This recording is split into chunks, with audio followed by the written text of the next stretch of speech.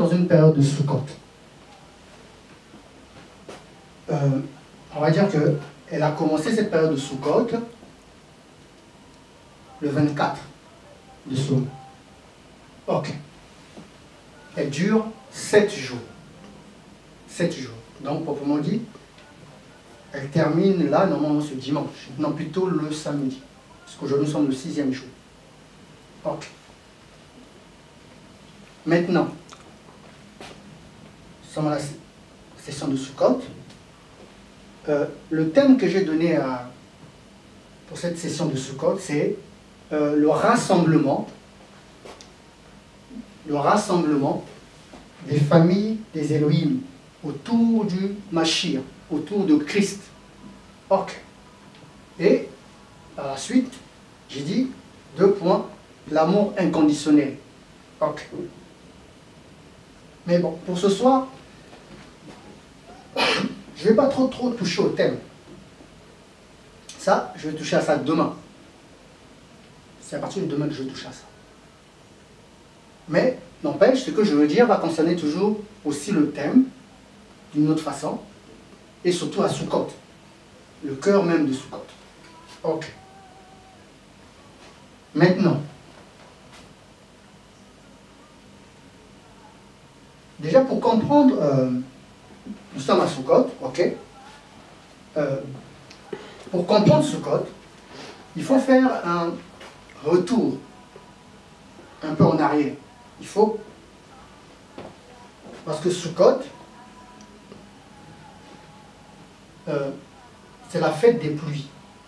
C'est la saison des pluies. Ok. C'est ce que veut dire Sukkot. C'est la saison de pluie, c'est la fête de pluie. Or, quelque part dans la Bible, il est dit que l'Éternel, pour parler de la bénédiction, on parle de la pluie. La pluie qui vient arroser la terre, qui vient adoucir la terre, qui vient enlever la sécheresse. Ok. Donc, mais pour mieux voir ou mieux comprendre Sukkot, au préalable, il faudrait déjà retourner un peu plus en arrière, c'est-à-dire parler de la Pâque. Parce que en Israël, il y a 3 fêtes de pèlerinage.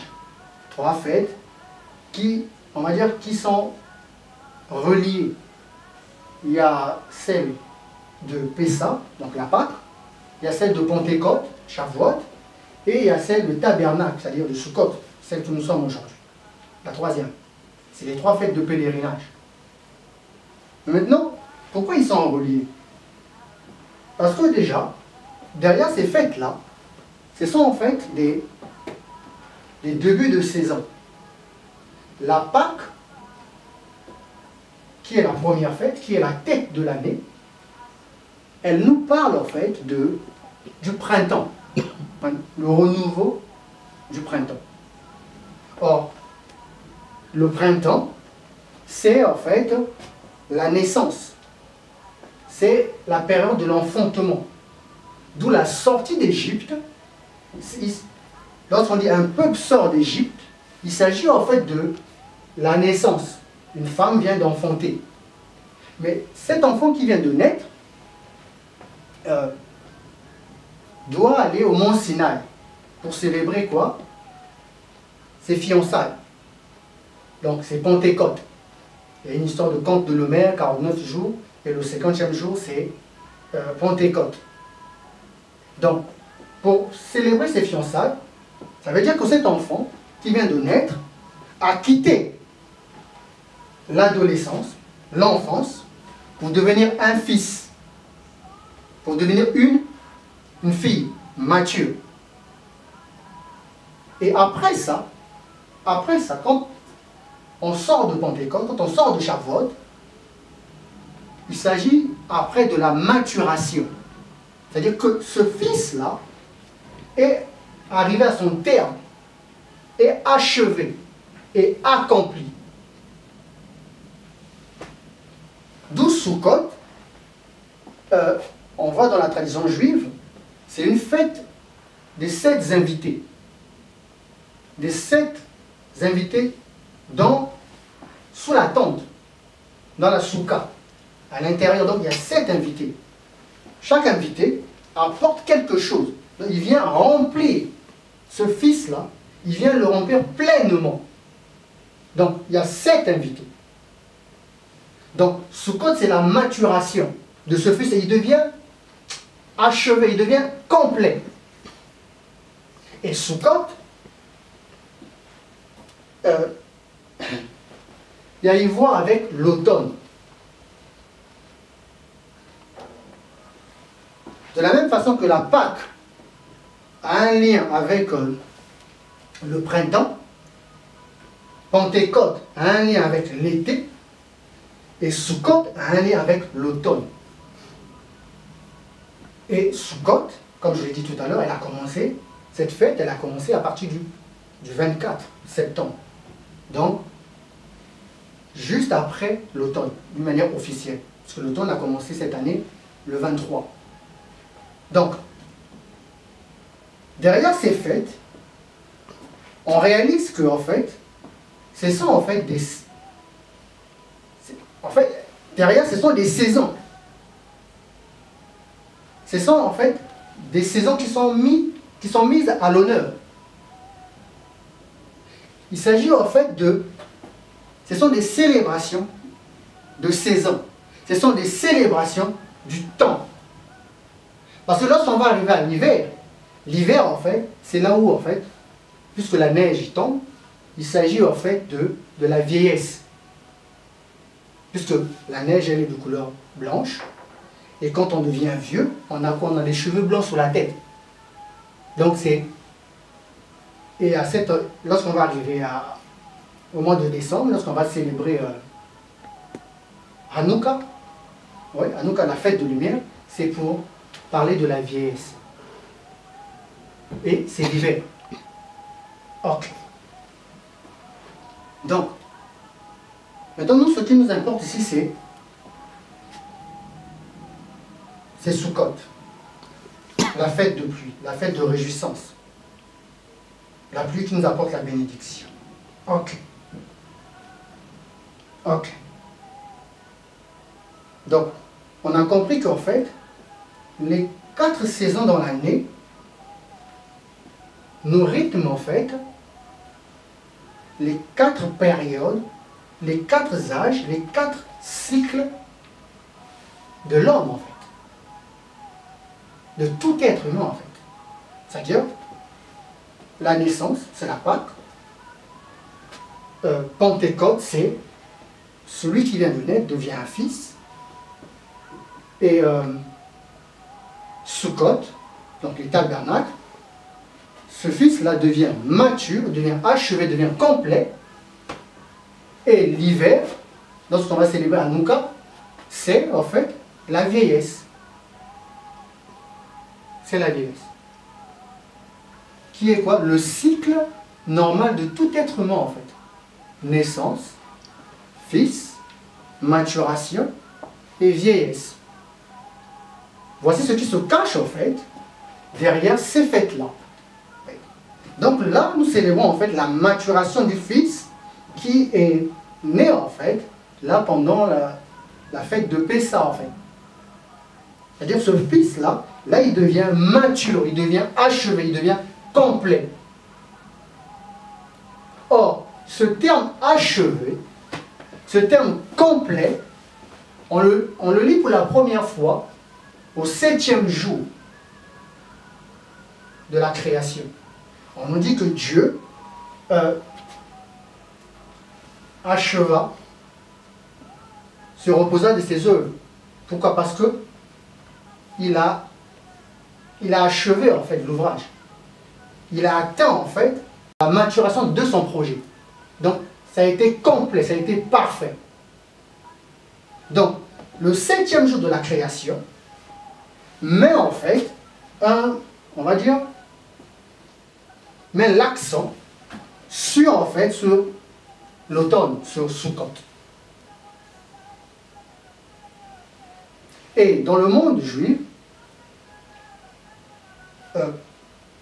lorsqu'on parle du fait des tabernacles, lorsqu'on parle du fait de la pluie, de Sukkot, on parle en fait automatiquement, on parle de Jacob.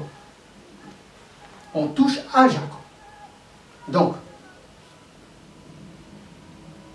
on touche à Jacob. Ok. On peut se dire, bon, Jacob, c'est un personnage biblique. Ok. Mais c'est un personnage biblique. Il suffit simplement de lire le français. On peut ouvrir la Bible, on peut lire tas de choses concernant Jacob. Mais ce qui est en fait étrange, en fait, ceux qui nous ont écrit la Bible, ceux qui nous ont donné la Bible, en fait,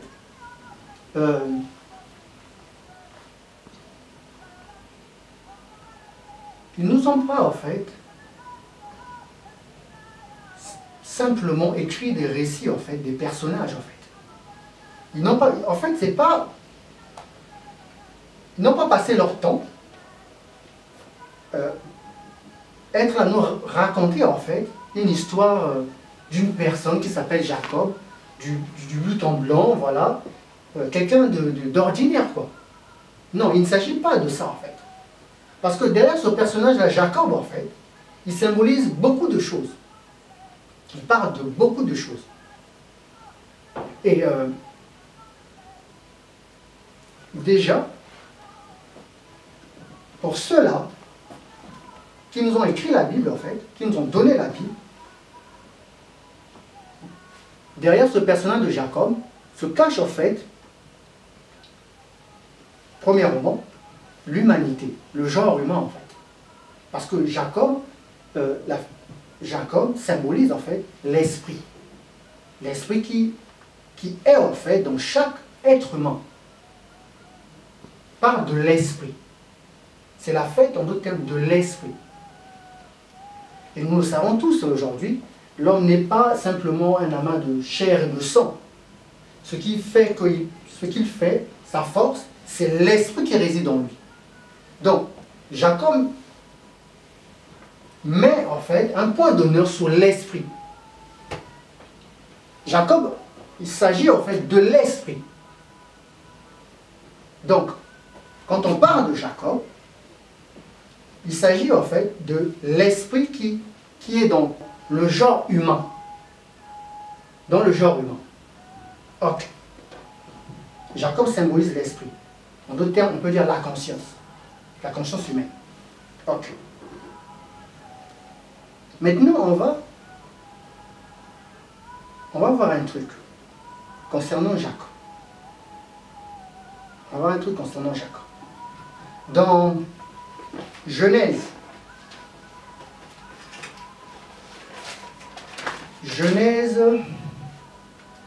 47,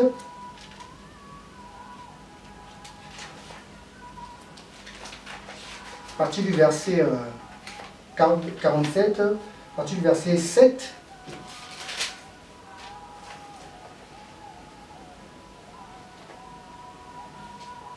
à partir du verset 7, avant de lire ce passage, j'aimerais souligner quelque chose aussi de très important. Aujourd'hui, nous sommes en fait une génération. Nous sommes une génération aujourd'hui. Je l'ai dit pendant ma session de temps messianique, l'humanité aujourd'hui c'est une génération, c'est une civilisation. Ok. Mais pour qu'il y ait une génération aujourd'hui, pour qu'il y ait une civilisation aujourd'hui, c'est parce qu'il y a d'abord eu une autre civilisation qui a précédé le nôtre. Si on existe, c'est parce qu'au préalable, il y a eu des précédents. Il y a eu des précédentes civilisations. Ok. Maintenant, la civilisation qui nous a précédés, c'est celle qui a passé le relais, qui a passé le témoin en Égypte, qui a tout légué en Égypte. La preuve, ceux qui étudient un peu l'égyptologie, quand on essaie de comprendre, en fait, les prouesses que ce côté de la Terre, donc en Afrique, les pyramides du plateau de Gizeh, aujourd'hui, ça fait mal à la tête aux gens. On se pose la question, mais à cette époque-là, soi-disant selon l'histoire, nous étions sans doute peut-être les hommes de Cro-Magnon, de caverne. Alors comment un homme de Cro-Magnon, de caverne, a pu réaliser de telles prouesses? Sincèrement, on se pose des questions. On se pose des questions. Donc, la civilisation, la génération ou la civilisation qui nous a précédés, elle a tout légué là en Afrique, précisément en Égypte. Voilà pourquoi dans les livres d'histoire, on nous dit ceci, que l'Égypte est le berceau de l'humanité. C'est-à-dire que l'Égypte est le point de départ de l'humanité, de ce que nous sommes aujourd'hui. Et lors de la sortie d'Égypte, il y a eu un peuple. Il y a eu un peuple qui est dans notre civilisation aujourd'hui, qui a hérité en fait de tous ces secrets, de toutes les codes initiatiques. Je répète. Lors de la sortie d'Égypte, il y a un peuple qui a récupéré tous les, on va dire, les codes, tous les vêtements, tous les signes, en fait, de royauté, de distinction, les secrets, en fait, on va dire les secrets de l'Égypte. Et ce peuple-là, c'est les Juifs. C'est les Juifs. Ce sont eux, en fait, qui ont récupéré tous ces secrets qui étaient cachés en Égypte. Ils ont tout pris. C'est ce qui fait, en fait, dans cette génération où nous sommes, s'il y a un peuple qui est distingué, s'il y a un peuple qui est toujours dans les hautes sphères, s'il y a un peuple qui est toujours, on va dire, qui a l'honneur, qui a la distinction, c'est ce peuple-là. Pourquoi? Parce qu'ils ont récupéré, ils ont récupéré, en fait, tous ces secrets. Ok. Mais maintenant, c'est quoi ces secrets qu'ils ont récupérés? C'est simple. Lorsqu'on voit les hiéroglyphes égyptiens, on voit tous ces symboles où on voit le pharaon dans une histoire de barque et tout ça, etc. Au-delà de tous ces dessins de récolte, de pharaon, de ceci et de cela, ce ne sont que simplement le répertoire, en fait, des cieux.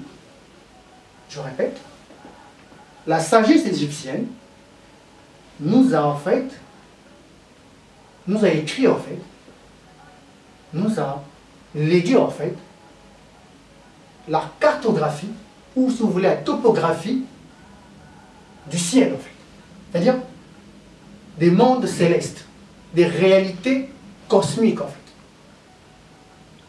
Je répète, la sagesse égyptienne, au travers les hiéroglyphes, au travers les statues de Pharaon, au travers Isis, Ra, Akhenaton, tout ce que vous voulez, là, tous ces dieux-là, tous ces symboles-là, en fait, ce ne sont que, en fait, la topographie, ce ne sont que, en fait, ce qu'on appelle aujourd'hui la carte du ciel, c'est-à-dire le cosmos, c'est-à-dire l'univers. C'est-à-dire l'univers tout entier, en fait, le cosmos, c'est-à-dire le secret de l'origine de l'homme. Donc, en Égypte, ils avaient ça. Et ils se sont mis à les écrire sous les sphinx, à nous faire des toiles, mais à faire des dessins qui, pour plusieurs, c'est quelque chose de banal. C'est quelque chose on va dire, de quelque chose de... Bon, c'est beau, c'est un beau tableau, c'est un joli tableau et tout ça. Mais en réalité, les initiés savent que derrière ces dessins-là, ce n'est que le cosmos, ce n'est que l'univers. Ce n'est qu'en fait le langage du cosmos, des mondes qui existent au-delà de nos galaxies, au-delà de notre système en fait, au-delà de notre voie lactée. Regardez, à titre d'exemple, vous verrez en fait, même les puissants d'aujourd'hui, vous verrez qu'ils ont des obélix. Ils ont des obélix quelque part, dans les lieux très importants. En France, là où nous sommes, là, il y a des obélix. L'Égypte. Aux États-Unis, c'est pareil. Aux quatre coins de la Terre, vous verrez que tous ces grands, tous ces puissants, là, sont, en d'autres termes, ceux qui possèdent la bombe thermonucléaire, vous verrez qu'ils ont des obélix qui reviennent d'Égypte. Même là en France, lorsque l'empereur Napoléon a pris le pouvoir, lorsqu'il s'est assis sur le trône, après son voyage en Égypte, qu'est-ce qu'il a fait? Il a détruit Paris. Il a reconstruit Paris. Il a reconstruit Paris. Okay. Et depuis alors, on dit de cette reconstruction, on dit de Paris quoi? C'est Paris, la ville la plus belle au monde. Eh bien, dis donc. Moi, je suis dans la banlieue parisienne. J'avoue que quand je me rends à Paris, quand même c'est sympa, c'est beau à voir. Mais lui donner le titre de la ville la plus belle au monde, franchement, je me pose bien des questions. Parce que aux États-Unis, il y a des villes qui sont mieux que Paris. Excusez-moi, quoi. Au Japon, il y a des villes qui sont mieux construites que Paris. Mais pourquoi Paris porte ce titre de ville de lumière, la plus belle au monde? C'est parce que, en fait, ça n'a rien à voir avec une construction simple, en fait. Non. La construction que Napoléon a faite, il a juste... En fait, qu'est-ce qu'il a fait? Il a ramené une construction céleste, il a incarné ça sur Paris. C'est-à-dire Paris tel que vous la voyez là.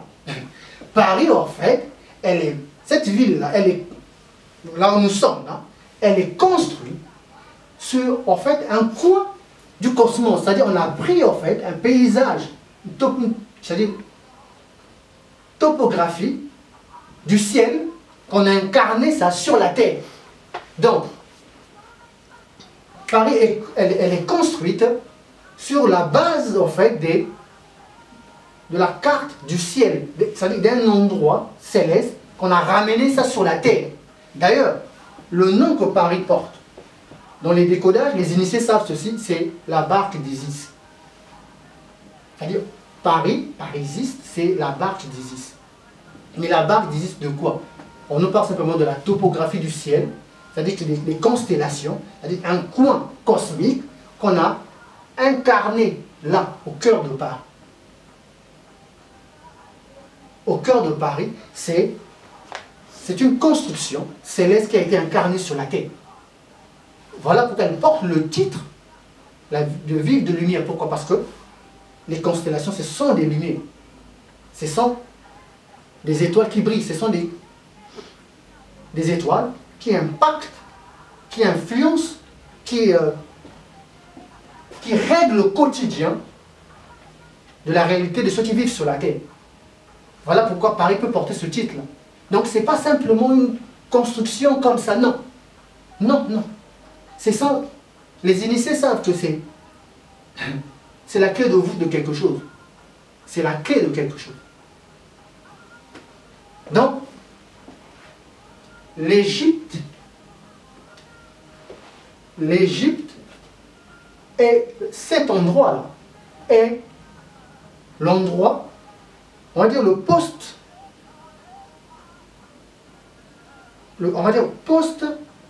générationnelle de la nôtre, en fait. C'est-à-dire que ça a été l'avant-garde de la génération que nous sommes aujourd'hui. Tous, nos réalités d'aujourd'hui, la connaissance, la technologie, les sciences, les mathématiques, l'agriculture, c'est-à-dire que l'élevage, tout ce que nous avons aujourd'hui, tout ce que nous pratiquons, revient de là-bas, de l'Égypte, de cet endroit, de l'Afrique. Donc, c'est pas peu de choses. C'est pas peu de choses. Et maintenant, on va lire ce texte où Jacob, qui est le symbole en fait de Sukkot, parce qu'on a compris que Sukkot, c'est la fête des 7 invités, et que cette fête, c'est Jacob qui en est en fait le garant, Jacob qui en est en fait le symbole. Okay. Et je vous ai dit que Jacob, c'est la conscience, c'est l'esprit qui se trouve dans chaque être humain. Okay. Dans Genèse 47, verset 7, il est dit ceci. Alors, Joseph emmena Jacob, son père, et le présenta à Pharaon. Pharaon qui est le roi d'Égypte. Pharaon qui est le puissant. Pharaon qui est aussi un béné Elohim, c'est-à-dire qu'il appartient à une famille des Elohim. Donc, c'est le puissant de la terre de cette époque-là. Donc Joseph emmena son père vers ce dernier, vers Pharaon. On dit que Jacob le bénit. Okay. Au verset 8, Pharaon va poser la question à Jacob. Et Pharaon dit à Jacob, quel est le nombre de jours des années de ta vie? En d'autres termes, quel âge as-tu? Alors, Jacob répondit, au verset 9, les jours des années de mon pèlerinage sont de 130 ans. Je répète, les jours des années de mon pèlerinage sont de 130 ans. Okay. Pharaon pose la question à Jacob. Quel âge as-tu? C'est simple. Je te donne mon âge. J'ai 130 ans. Mais Jacob va ajouter quelque chose. Mon pèlerinage est de 130 ans. Quel est le rapport entre l'âge que tu as et ton pèlerinage? Pourquoi Jacob se met à préciser mon pèlerinage? D'ailleurs, le message même pour s'il y a un titre que je donne à ça, c'est « Mon pèlerinage sont de 130 ans ». Okay. Jacob va dire « Mon pèlerinage est de 130 ans ». Okay. Jacob est en face de Pharaon. Pharaon, c'est une autorité. Pharaon est un puissant. On a compris que les rois d'Égypte, l'Égypte est aujourd'hui le berceau de notre humanité, donc de notre génération. Donc il est en face de celui, en fait, qui détient les clés de notre génération, de notre civilisation. Il est en face de lui. Il est en face de lui. Okay. Tout ça, ça se passe en Afrique. Hein. En Afrique. Je précise bien en Afrique. Okay. On va revenir en arrière. on va revenir en arrière. Il est dit que lors de la naissance de Jacob et de son frère jumeau Ésaü, il est dit dans le verset 25-27 que Ésaü était un chasseur.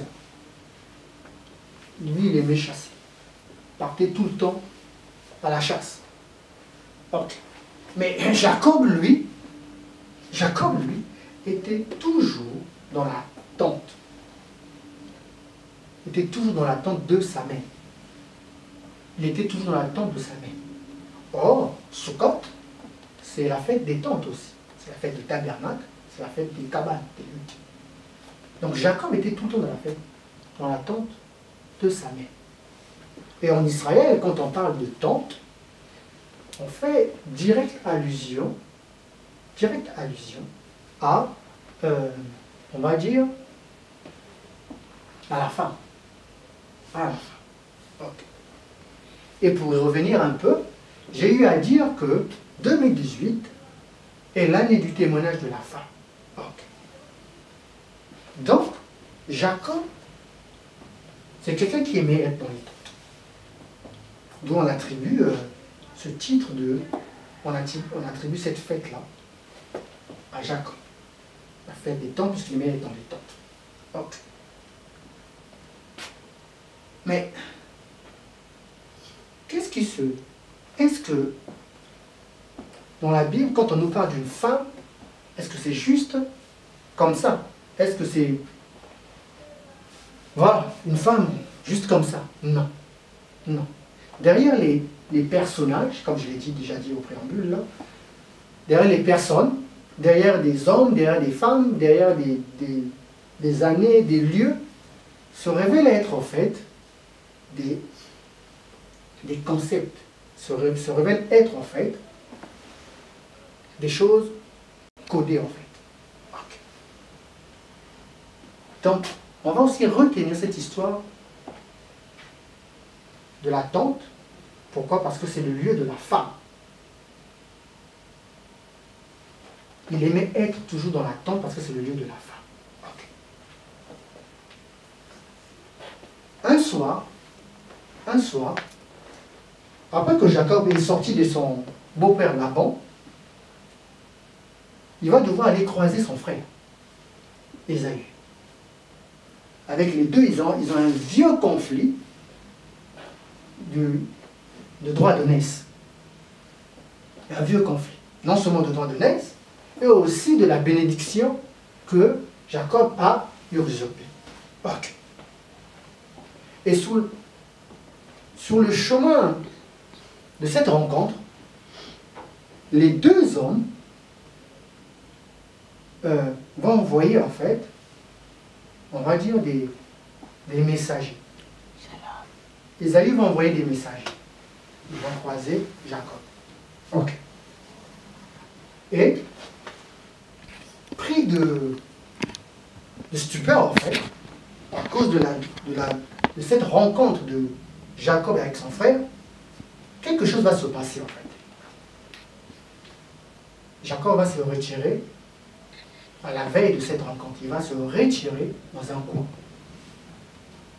Et ce soir-là, tous savent en fait qu'il va devoir bagarrer avec un malak. Il va devoir bagarrer avec un ange. Et au sorti de ce combat-là, au sorti de cette lutte-là, c'est là où l'ange va lui dire quelque chose. L'ange va lui dire quelque chose. On le lit dans Genèse 32, verset 28. Là-bas, il est dit ceci. Il dit encore, ton nom ne sera plus Yaakov, mais tu seras appelé Israël. Ish, c'est Isis.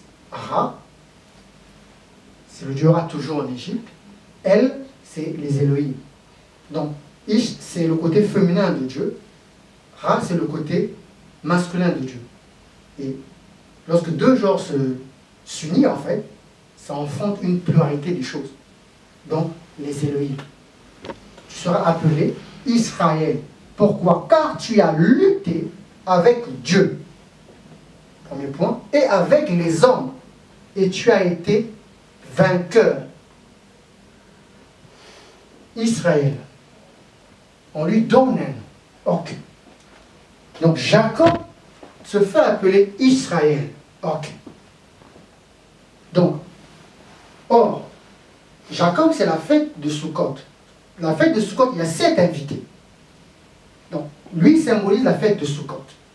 Or, quand on donne un nom en Israël, on le donne toujours le 8e jour.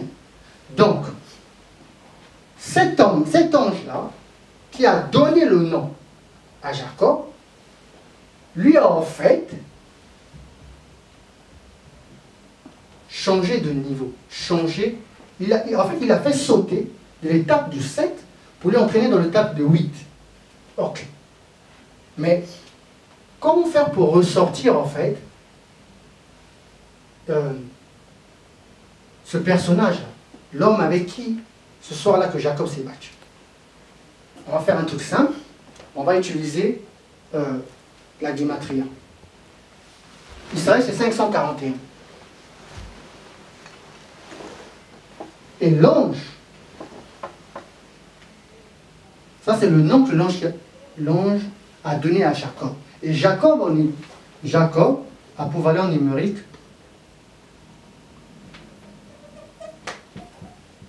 de 182.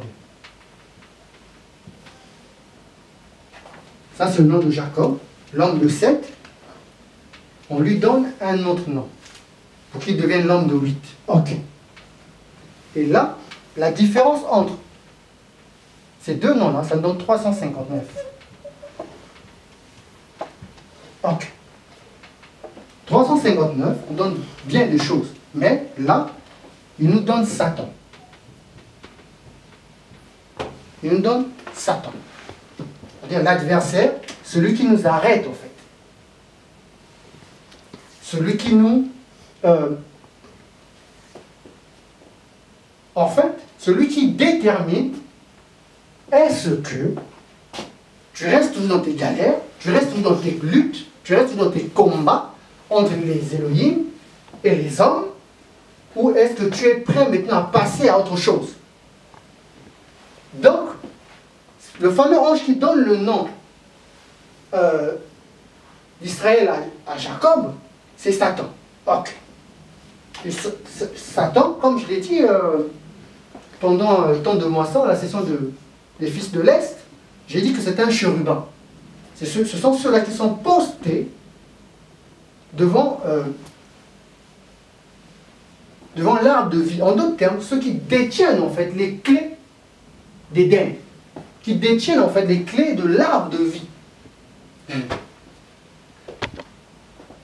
En fait, c'est une autorité, c'est un puissant qui a des clés en fait, qui détiennent les vérités. Mais il ne le donne pas à tous. Il ne donne pas à tout le monde, non. Il donne à ceux-là qui ont, comme il est dit là, il dit, ton nom ne sera plus Jacob, mais tu seras appelé Israël. Pourquoi? Car tu as lutté. En fait, tu as combattu avec des Elohim. Tu as combattu avec des hommes. C'est-à-dire que tu as lutté. C'est-à-dire on ne te couronne pas comme ça. Parce que tu as lutté. Ok. Parce que tu as lutté et tu as été vainqueur. Ok. Donc,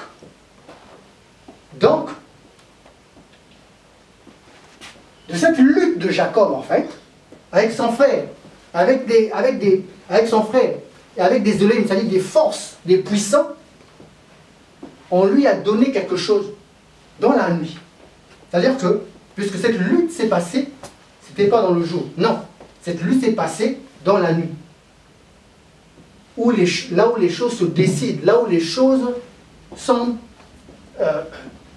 quand on les écrit là-bas, c'est fini, c'est bon. Donc le jour, c'est déjà un acquis. Donc, Jacob a gagné sa lutte dans la nuit. Il a triomphé de cela. Ok. Maintenant, il y a quelque chose en fait. Plus tard, Jacob se trouve devant Pharaon. Un boss, un puissant, qui détient les clés. Il va lui poser la question. Quel âge as-tu? C'est quoi cette histoire? C'est quoi cette histoire? Et Jacob aime toujours être dans la tente, là où se trouve le lieu des femmes. Ok. Et la tente, c'est toujours une histoire de 7 invités. Ok. Qu'est-ce que la femme, c'est quoi cette histoire des femmes dans la tente? C'est quoi cette question-là de l'âge de Jacob? Qu'est-ce qui se crame derrière tout ça? Ok. Or, la première fois où ce chiffre de 130 a été donné dans la Bible, c'est lorsque un certain dénommé Adam, après avoir été banni d'Éden, après avoir été chassé d'Éden, pour l'histoire que tout le monde connaît, Adam, à l'âge de 130 ans, la Bible nous dit quoi? Il enfanta un fils, un troisième fils, du nom de Seth. Okay. Il avait quel âge? Il avait 130 ans. C'est à l'âge de 130 ans que Adam nous donna un fils. Ah, 130 ans. Ça, c'est la première fois qu'on entend cette histoire de l'âge de 130 ans. On le lit dans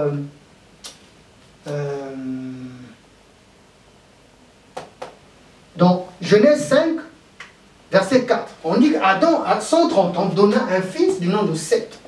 Donna un fils, donna vie. On dit bien donna vie. Donna vie. Or, Adam a été chassé de l'arbre de vie. Donc, à 130 ans, Adam donna vie. My God.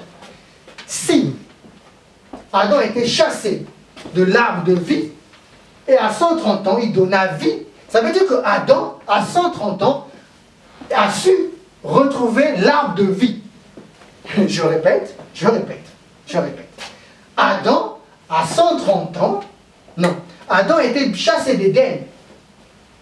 Chassé d'Éden, chassé de l'arbre de vie. On lui a coupé l'accès de l'arbre de vie. Ok. Mais, lorsqu'il a eu 130 ans, il a donné vie. Est-ce que, et on dit quoi de cette ville? On dit que ce dernier Seth a donné naissance à Enoch. Et Enoch, c'est par lui qu'on a commencé à invoquer le nom de l'Éternel. Donc, on entend le dire, en fait, Adam à 130 ans a eu accès à cet arbre de vie qui lui a été empêché. Je répète, Adam à 130 ans, a eu accès à l'arbre de vie qui jadis lui a été empêché. Par qui? Par les Elohim. Parce que lorsqu'il a fauté, on lui a chassé. On a placé 2 chérubins, on a placé 2 autorités. Donc, à l'âge de 130 ans, il a donné vie. Ça veut dire qu'il a eu accès à la vie. Il a eu accès à l'arbre de vie. Donc, lorsque Jacob se trouve devant Pharaon, on lui pose la question, quel âge as-tu? Il dit, mes pérégrinations ont duré 130 ans. My God. Il est en train de dire ceci à Pharaon. Il est en train de dire à Pharaon, parce que Pharaon, c'est la représentation de quelque chose. Pharaon lui donne accès à Jacob, à quelle terre? Il lui donne accès à la terre de Goshen. Or, Goshen, quand je l'écris en hébreu, Goshen te donne la valeur numérique avec un verbe de 359 de Satan. Donc, Pharaon qui donne accès à Jacob de la terre de Goshen, en fait, Pharaon, c'est le symbole de Satan, le symbole de cette autorité, le symbole de ce chérubin-là, qui est protecteur de l'arbre de vie. puisque Jacob a triomphé de sa lutte avec les hommes, avec les anges, il a triomphé de cette lutte-là. Il a maintenant droit, il a maintenant accès lui aussi à 130 ans à l'arbre de vie. Il est dit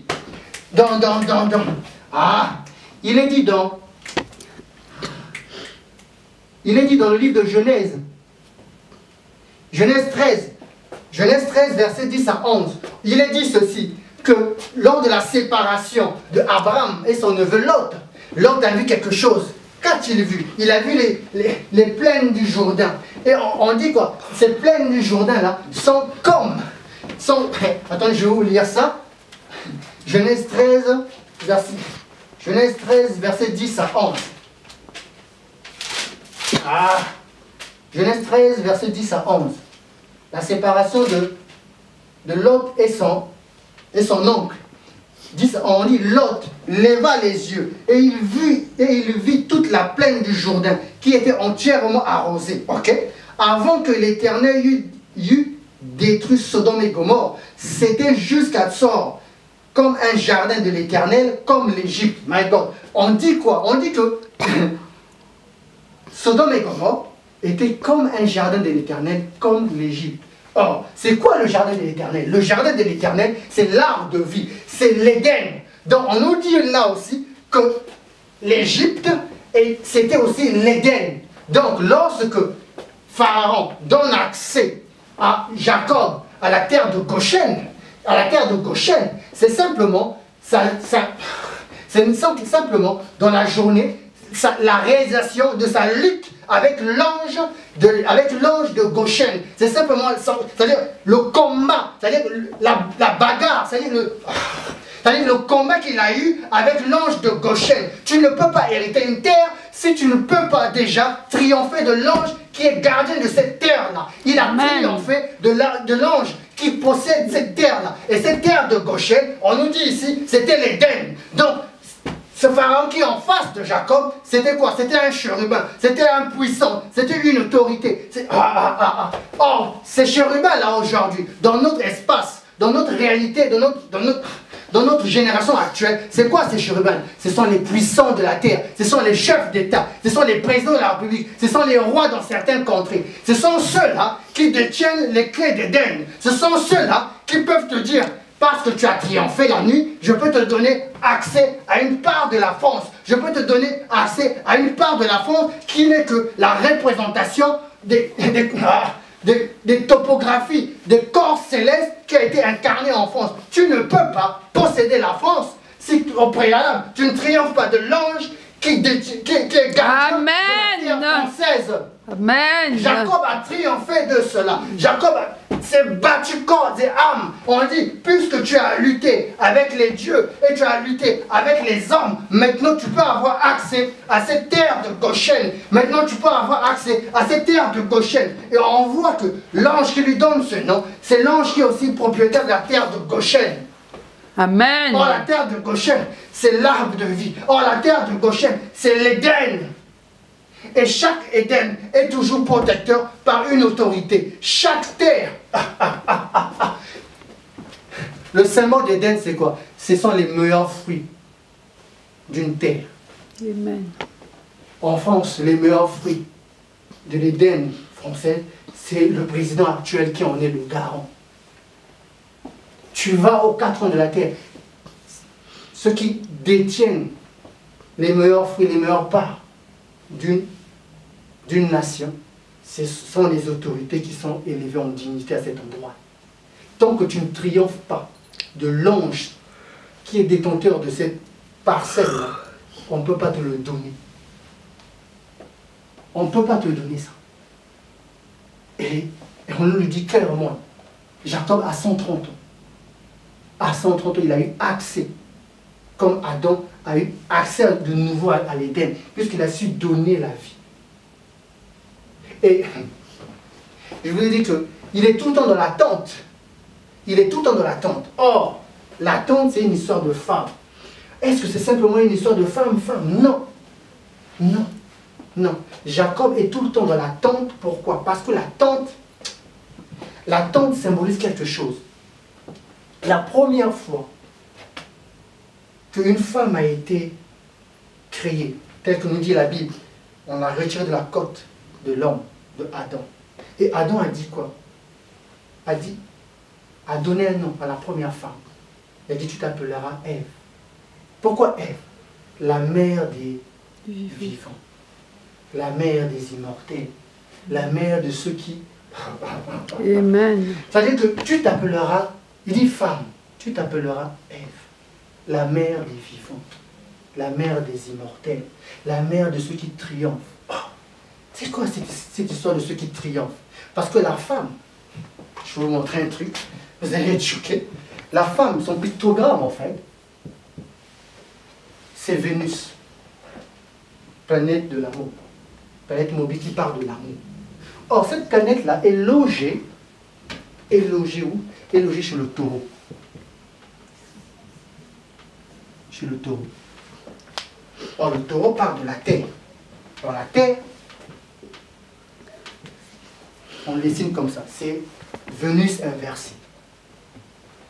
Mais dans cette constellation de taureau, il y a un amas de 7 sœurs, de 7 Pléiades, qu'on appelle M45.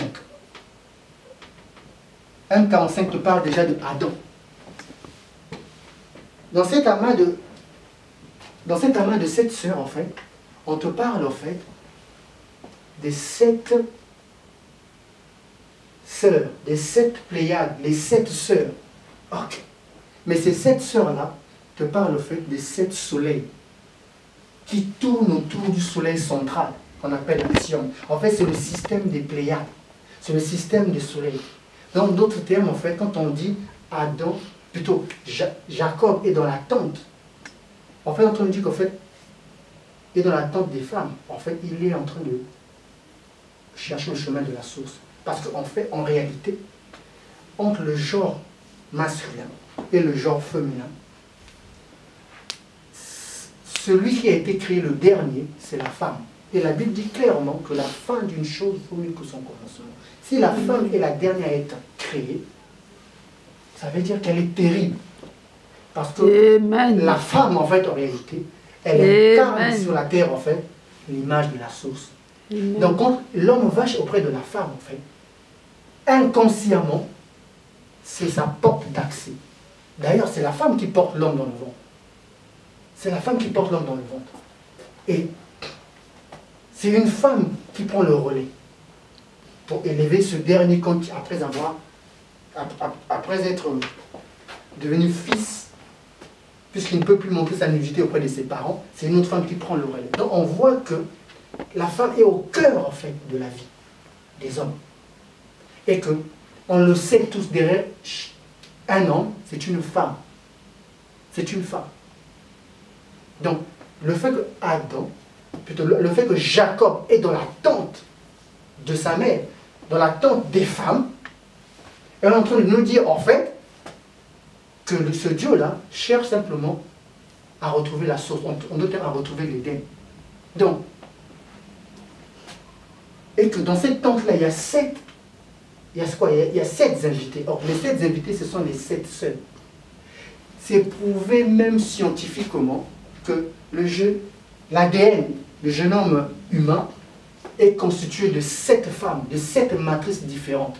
C'est-à-dire de 7 femmes qui sont à l'origine de la civilisation que nous sommes aujourd'hui. C'est-à-dire on retrouve en fait dans le jeune homme humain que les hommes sont issus de 7 matrices différentes. Voilà pourquoi notre Bible aujourd'hui peut commencer par une histoire de quoi? De premier jour, de deuxième jour, de troisième jour, de quatrième jour, de cinquième, de sixième et de septième. Pourquoi? C'est pour nous parler de 7 matrices différentes. Mais ces matrices-là, ce sont des femmes. Ce sont des différentes sources. Donc, Jacob aime la tente de sa mère, aime la tente où se trouvent les femmes. Parce que Jacob cherche à retrouver sa source. Jacob veut arrêter d'être banni. Parce que, il dit quoi? Mon pèlerinage. Or, quand tu écris ce mot-là, pèlerinage, en latin, pèlerinus te parle de quoi? De étranger. Donc il est en train de dire, en fait, mes errances, C'est-à-dire que je suis étranger. C'est-à-dire que j'ai été banni de ma source. J'ai été banni de mon chemin de vie. J'ai été banni c'est-à-dire de la vie. J'ai été banni de mon Éden. J'ai été banni de ma source. Donc, je suis en train de chercher par les vains et moyens. Je suis en train de chercher par les vains et moyens pour y accéder, pour retrouver ma matrice, pour retrouver le chemin de ma source. Voilà pourquoi Sukkot, c'est quand on dit qu'on envoie la pluie. Quelle pluie? C'est pour adoucir la terre. Or, l'homme est tiré de terre. Pourquoi si l'homme est tiré de terre, on envoie la pluie pour l'adoucir? Pourquoi? C'est parce que cette terre-là a retrouvé sa source. C'est parce que cette terre-là a retrouvé son chemin. C'est parce que cette terre-là a retrouvé, a fini ses errances, a fini à être galérée, a fini à pleurer, Or, on dit que Sukkot, c'est aussi la fête de la récolte. La fête de la récolte et la fête de la jouissance. Quelle jouissance? Tout ça ne parle simplement quoi? Parce que tu as eu accès à ton Éden, parce que tu as eu accès à ta terre, parce que tu as eu accès à ton chemin. Donc, parce que la société la façon dont elle est bâtie aujourd'hui, les hommes et les femmes travaillent d'arrache-pied. Des hommes et des femmes se gonflent dans le luxe. Les hommes et les femmes se jettent dans tout et de n'importe quoi. Mais à la fin, ils ont toujours un goût amer. À la fin, il y a quelque chose qui manque. Or, Jacob, il avait compris ça. Jacob, il a dit non, non, non. Jacob, c'est l'automne, c'est la maturation. C'est-à-dire que celui qui a reçu les 7 visitations. Or, quand tu reçois les 7 visitations, c'est pour passer à la 8e. C'est pour passer à la 8e. Or, quand on arrive à l'automne siffle quoi? L'automne siffle la remontée. Parce que quand on parle de Pâques, c'est la sortie d'une lumière. C'est la sortie d'une lumière qui vient chuter jusqu'à l'automne. Et à l'automne, il atteint son sommet. À l'automne, il atteint le plafond, il atteint le fond de sa chute. Et quand elle atteint le fond de sa chute, elle doit remonter. Elle doit remonter, c'est-à-dire quoi? Elle doit chercher, elle doit retrouver sa source. Voilà pourquoi Jacob, à 130 ans, a trouvé le chemin de sa source. Voilà pourquoi Jacob, à 130 ans, a eu accès à son Éden, a eu accès au chemin de sa source. Amen. Amen. Tu pourras beau te lever les matins, tu pourras beau gagner des milliards, tu pourras beau gagner tout ce que tu veux, tu pourras beau même conquérir toute la terre. Mais si tu n'arrives pas à avoir accès à ta source, d'où tu sors, tous, on veut avoir de l'argent. Tous, on veut. Attends. Qui n'aimerait pas avoir de l'argent? Qui n'aimerait pas avoir. Tous. Mais, il est dit quelque part, à quoi servirait à un homme de gagner la terre tout entière s'il perdait son âme? Mais son âme part de quoi en fait? Part au fait de sa source. Amen. Part au fait de sa source. Et Jacob, c'est celui en fait qui nous montre, qui nous dit, au-delà de toutes les réalités humaines, de toutes les réalités, on se lève les matins, on va travailler. Au-delà de tout ça, mon gars, n'oublie pas, cherche le chemin de ta source. Il y a eu 7 femmes qui ont fondé l'humanité d'aujourd'hui.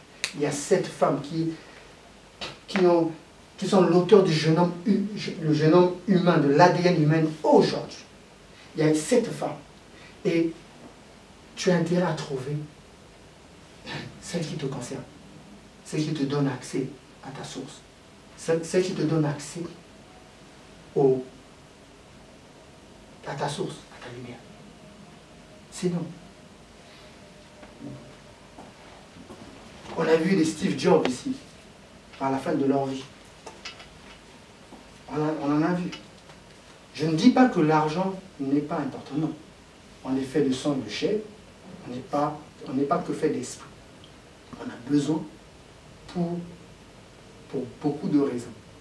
Mais on ne doit pas oublier la source. La source. Amen. Amen. Et quand vous voyez dans certains compris, on vous dira par exemple que pour parler, parce que Jacob symbolise la conscience et l'esprit qui est dans chaque être humain, on nous dit quelque part que, dans d'autres sagesses, on nous rajoute ceci. On nous dit que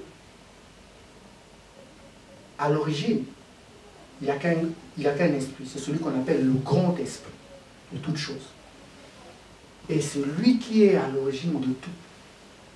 Et que l'homme sur la terre, dans sa marche, doit chercher en fait à retrouver le chemin de ce grand esprit. Et Jacob, c'était ça sa lutte. Ça a été ça sa lutte. Retrouver. Cet ange qui lui a donné le nom d'Israël, on a vu que c'était Satan, un chemin, une autorité. Après une lutte sans merci dans la nuit. Parce que c'est dans la nuit. C'est dans la nuit. Tout ce qui se passe dans le jour, ce n'est que la réalité qui s'est passée dans les hautes sphères, dans la nuit.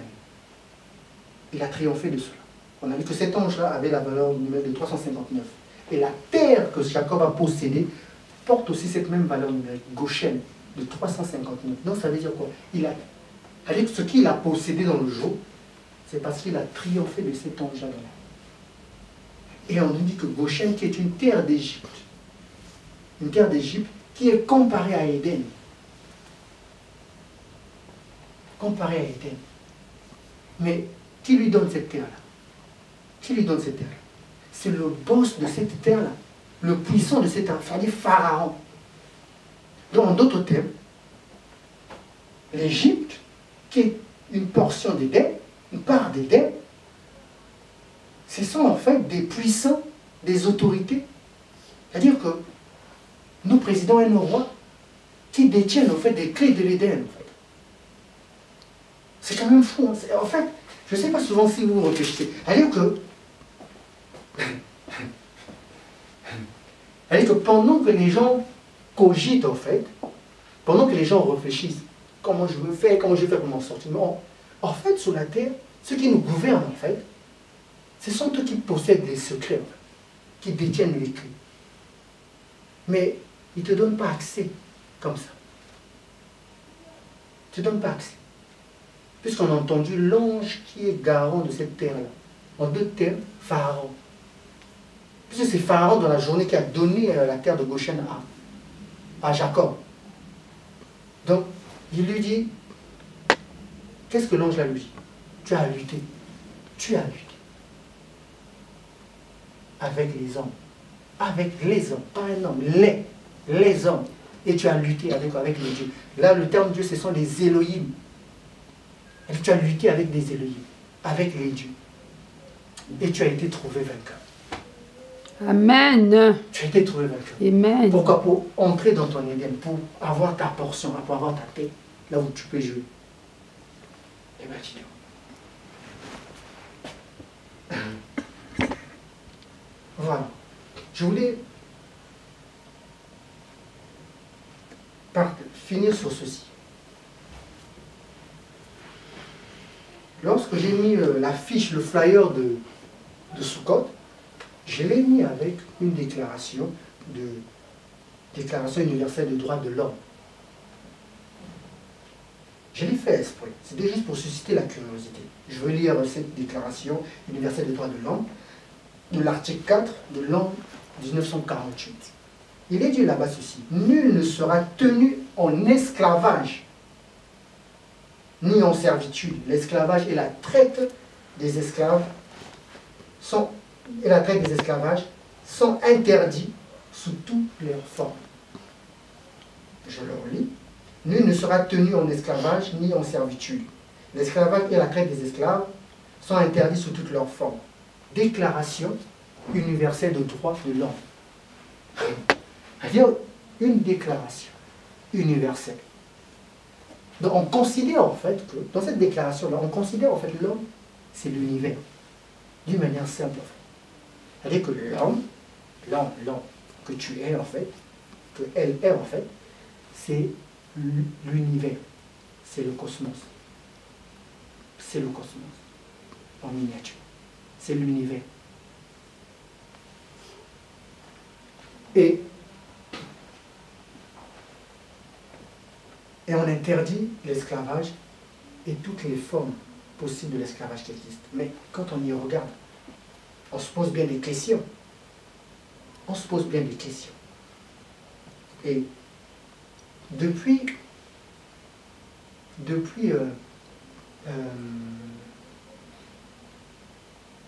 en fait, on va dire, le mois de septembre, le début du mois de septembre, ou après la première semaine, on a cette histoire où tous les chefs d'État,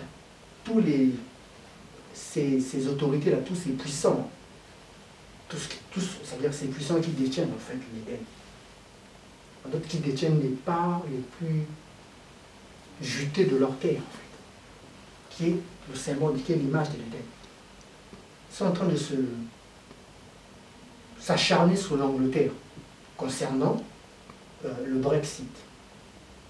Donc les 27 sont debout avec l'Angleterre pour les traités du Brexit. Tous sont tendus là. Ils sont tendus dessus tendus. Et en plus, ils ont reporté ces affaires-là en octobre, entre le 17 ou le 18, par là, si je ne me trompe pas. Et quand on a avancé là au 25, qui était la pleine lune de Sukkot, tous les chefs d'État des puissants sont passés à la tribune de l'ONU. Chacun est allé pour son discours. Le nôtre ici a fustigé la règle du que il est contre cela. Et le président Trump a eu à dire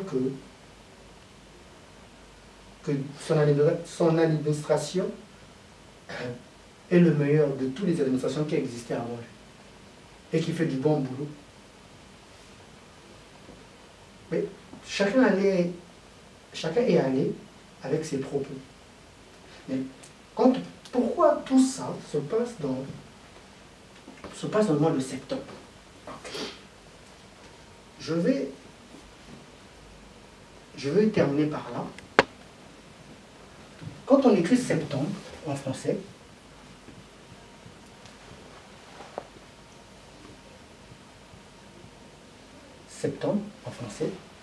c'est une contraction de deux mots.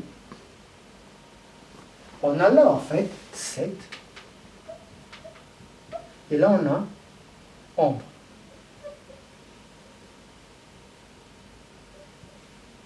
En fait, nous avons la 7e ombre.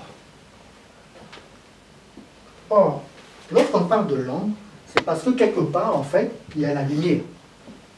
S'il n'y a pas la lumière, il n'y a pas d'ombre. Donc c'est la 7e lumière. Or, la 7e lumière nous parle de quoi? Nous parle simplement des 7 invités de Sukkot. Ces 7 sœurs luminaires, ces 7 pléiades-là. Donc, quand on arrive à cette période-là, puisqu'on est censé basculer dans le mois d'octobre, qui est octo, qui veut dire 8, novembre qui est 9e ombre, décembre qui est déca, qui est 10e ombre, donc on bascule dans quelque chose d'autre. Donc, puisque le 7 c'est le Shabbat, c'est le repos. C'est le repos. Et le repos, c'est Chen, la grâce. Donc,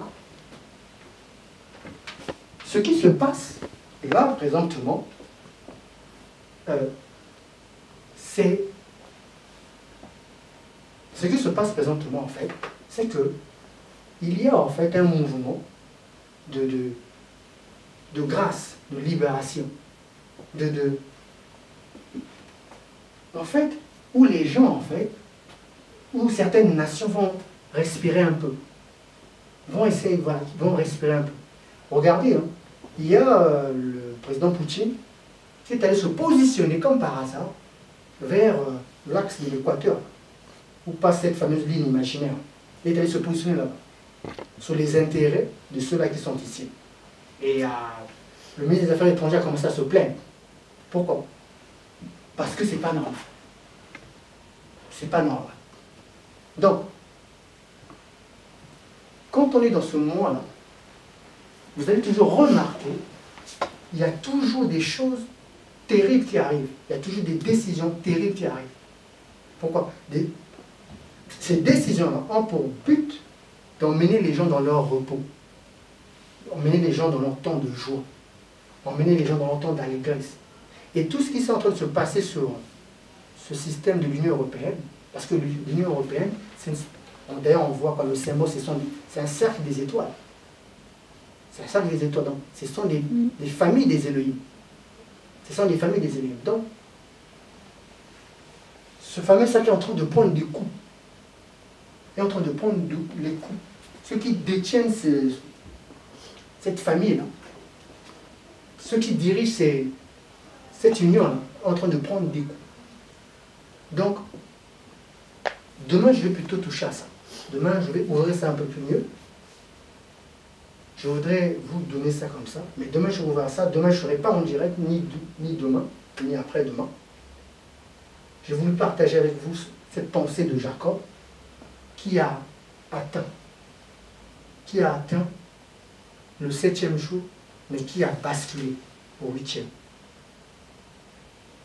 Mais comprenez que nous sommes en fait dans les moments en fait décisifs de chacun, de nos nations, point de vue d'une nation et point de vue aussi individuel des peuples et point de vue aussi de tout un chacun dans une nation d'une manière individuelle, une forme de réveil, de conscience des choses. Et ça se met en place tout doucement, tout crescendo. Tout crescendo. Parce que les gens ont fini par comprendre qu'il y a quelque chose qui cloche. La façon dont les choses vont. Les gens ne sont plus dupes du tout. Et la conscience collective de l'humanité est éveillée et a compris pas mal de choses. Et les gens ne sont plus dupes. Que cette histoire qu'on nous fatigue de Dieu, là, les gens finissent par comprendre c'est quoi rien. Donc, je vais vous laisser là-dessus. Jacob a eu accès à cette terre de Goshen, lui qui aimait les tentes, parce que les tentes parlent simplement de la source, parlent simplement du retour à sa source, Et c'est ça qui doit nous motiver au-delà de tout. Et on doit, quelles que soient les difficultés rencontrées, quels que soient les hauts et les bas, quel que soit tout ce qu'on peut rencontrer, n'oubliez pas que vous devez retrouver le chemin de votre source. Et ça, c'est plus déterminant. C'est plus déterminant que toute autre chose. Et Christ nous le résume simplement, cherchez d'abord le royaume des cieux. C'est-à-dire votre chemin votre chemin de source, de quoi vous êtes issu. J'ai voulu partager ça avec vous ce soir. Que le Seigneur bénisse nos familles en ces temps de Sukkot. Que le Seigneur nous garde et que le Seigneur nous garde encore pendant longtemps, car les bonnes choses arrivent. Amen. Lui qui commence tout et lui qui est notre soutien à tous, et il sera nous rendre selon notre justice. Amen. Ce soir.